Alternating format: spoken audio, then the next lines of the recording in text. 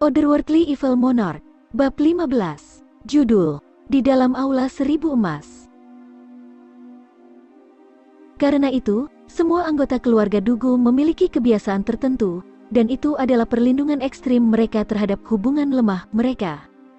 Hal ini terutama terjadi pada ayah Dugu Xiaoyi, Dugu Wudi. Sikapnya yang terlalu protektif telah mencapai titik yang tidak masuk akal, menyebabkan dia dicap sebagai algojo tangguh pertama kerajaan. Jika ada yang menggertak putri satu-satunya, dia bahkan akan bergerak lebih jauh dengan mengerahkan seluruh pasukannya untuk membalas. Seorang betis tangguh yang akan dengan sembrono memobilisasi tentara, mengabaikan aturan. Siapa yang waras yang berani memprovokasi dia? Meskipun Jun Moxi berada di bawah perlindungan Jun Zentian, Dugu Xiaoyi masih berani memukulinya.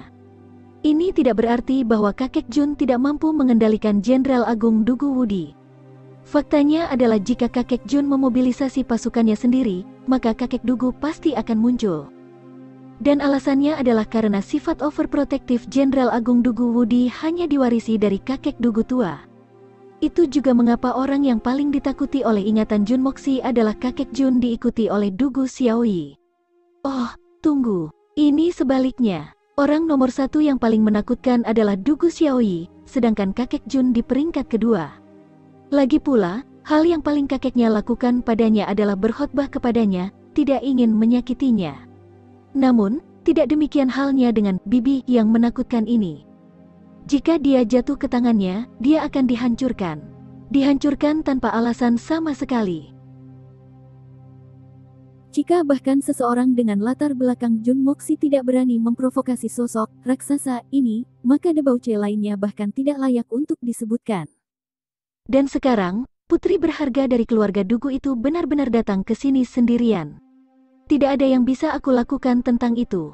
Jun Xie memiringkan kepalanya, menunjuk ke telinganya di mana tangan putih lembut tetap ada, memutar telinganya.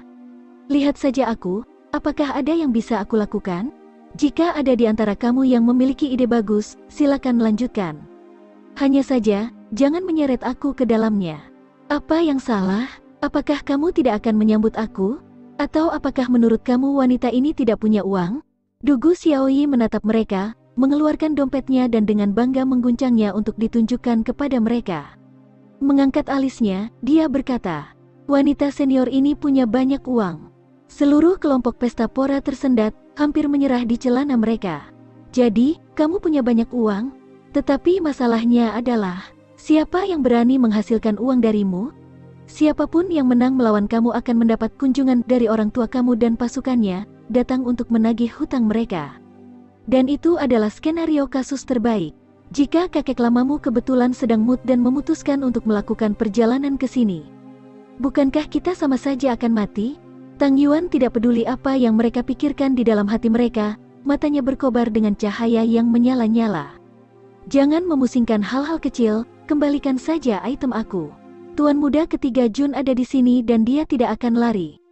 Kalian semua berjanji padaku. Pria sejati adalah pria yang dapat dipercaya. Mereka yang tidak dapat dipercaya tidak memiliki hak untuk berdiri di antara surga dan bumi. Mendengarkan kata-kata terakhir si gendut, bahkan seseorang dengan emosi tenang Jun Xie hampir muntah. Kamu benar-benar berani mengklaim bahwa kamu adalah pria sejati? Tolong jangan merendahkan nilai pria sejati. Di antara 6 pemuda itu, ada satu yang tetap tenang. Orang ini adalah Li Feng, cucu dari Grand Preceptor Li Sang.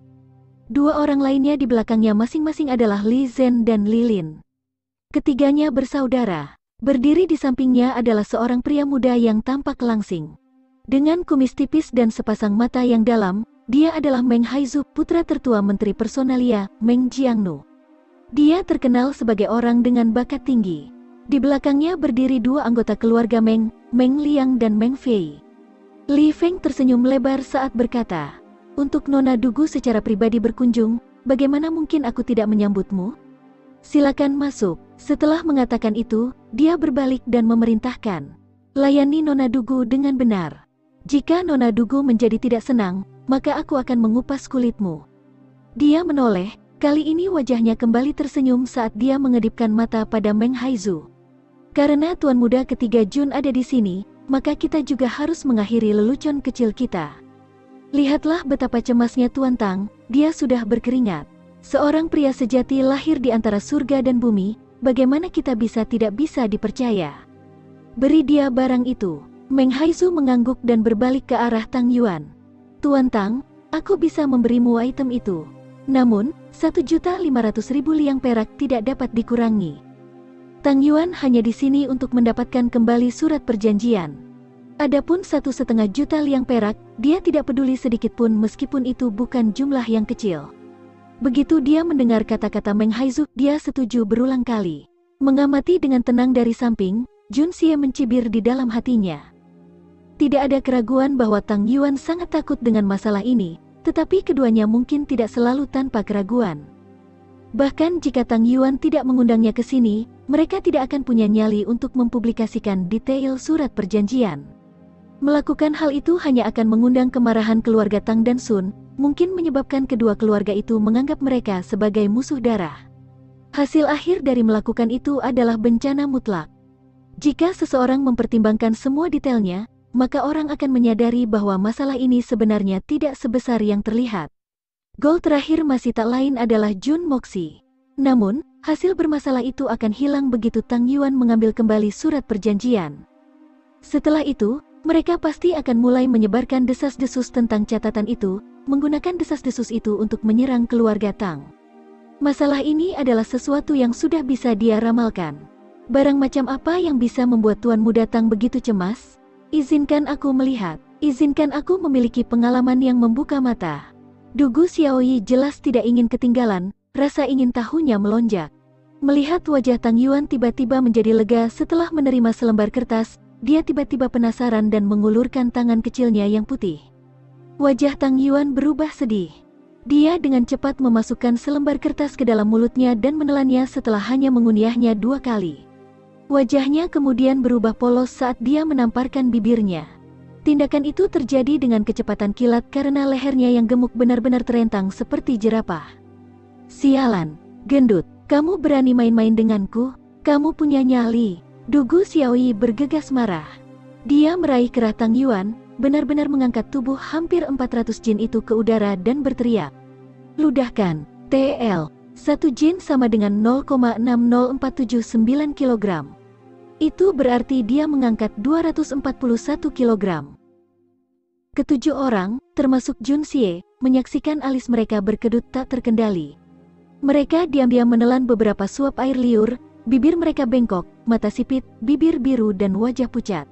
Oh, Nona Dugu, masalah ini sebenarnya tidak seberapa. Masalah ini dimulai dari Tuan Muda ketiga Jun. Sejak kakeknya menghukum Tuan Muda ketiga Jun, dia tidak dapat keluar, menyebabkan kita merindukannya. Jadi, kita memulai taruhan dengan Tuan Tang sebelumnya. Kita menulis kata-kata berikut, datang atau tidak di selembar kertas. Jika Tuan Muda ketiga Jun tidak datang, maka aku berjanji untuk memakan kertasnya. Tetapi jika Tuan Muda ketiga Jun benar-benar datang, Tuan Tang akan memakannya. Ya, masalah ini sebenarnya sesederhana itu. Tuan Tang benar-benar pria sejati, benar-benar pria yang memegang kata-katanya, haha. Meng Haizu tertawa 2 kali saat dia dengan cepat keluar untuk memuluskan semuanya. Pria ini benar-benar memiliki bakat untuk dapat mengarang cerita mulus ini di tempat. Jika gendut Tang memuntahkan kertas itu dan membiarkannya jatuh ke tangan Dugu Xiaoyi. Jun Xie mengangkat alis, diam-diam mengamati Meng Haizu dan berpikir sendiri. Pria ini dapat memberikan alasan yang begitu mulus dalam waktu sesingkat itu dan mengatakannya dengan wajah yang lurus dan hati yang mantap. Seorang pria dengan nyali, proses berpikir rasional dan kemampuan untuk bertindak, dia benar-benar bakat yang luar biasa. Sejujurnya, Jun Xie sesaat ingin diam-diam menyebabkan gendut Tang memuntahkan kertas itu. Meminjam kekuatan Dugu Xiaoyi, masalah ini akan berubah menjadi badai berdarah. Namun, meskipun gendut Tang tidak layak, dia masih sahabat Jun Moxi. Selain itu, Jun Xie memiliki keyakinan mutlak pada kemampuannya untuk dengan mudah mengendalikan beberapa ketidaksesuaian ini. Pada akhirnya, dia dengan enggan menyerah pada ide tersebut. Tapi aku sungguh ingin. Hah, Dugu Xiaoyi memandang mereka dengan tatapan skeptis saat mereka tiba-tiba mengangguk dengan cepat seperti ayam mematuk nasi. Itu benar, itulah yang terjadi. Setelah itu, Dia melepaskan Tang Yuan. Wajah Tang Yuan menjadi ungu karena serangan pencekikan sebelumnya. Dia mengeluarkan suara muntah yang berulang-ulang. Khawatir bahwa dia mungkin akan memuntahkan selembar kertas, dia dengan paksa menahan diri. Para tamu yang terhormat, silakan masuk ke dalam. Sebagai pemilik kediaman, Li Feng mengundang mereka masuk. Memancarkan sikap arogan dan mendominasi, Jun Xie tersenyum dan berjalan masuk. Dia menyandarkan dirinya ke kursi besar dan mengangkat kakinya. Posturnya saat ini memancarkan citra bajingan standar, dilengkapi dengan sikap tidak bermoral yang khas.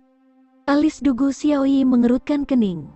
Gambar Jun Moxi ini tiba-tiba terasa sakit di matanya, dia hampir merasa ingin bergegas ke sana untuk menendangnya beberapa kali. Nah, apa kalian tidak merindukanku? Kebetulan, aku juga merindukanmu. Uangmu. Jun Xie tersenyum jahat. Bagaimana kalian ingin bermain? Katakan saja.